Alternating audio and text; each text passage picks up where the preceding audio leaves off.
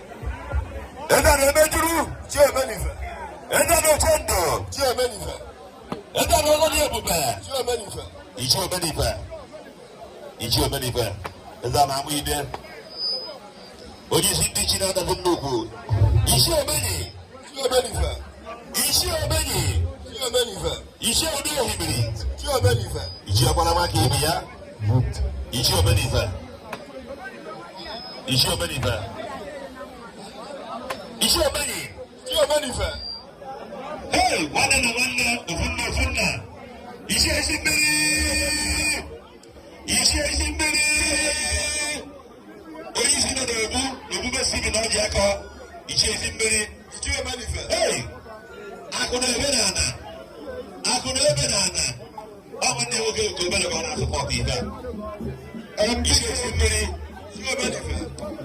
iche ezi mmiri onye ọbụla nọ n'ihu ebe a biko klee ya nọ biko ezi mmiri nwanne na nwanne onye ọbụla nọ n'ihu ebe a biko klee ya nọ iche omenife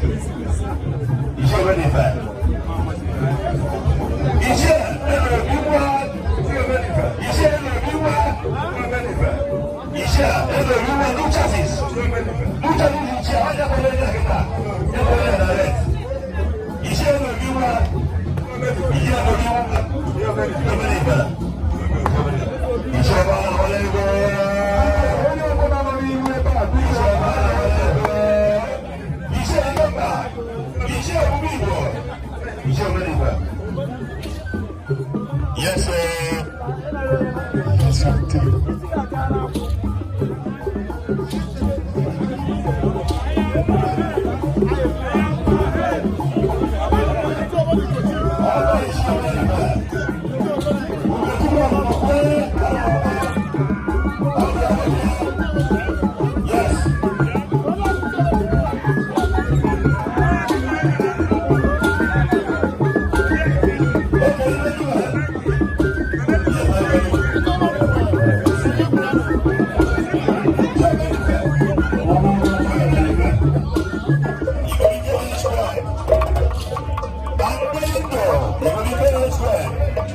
Simon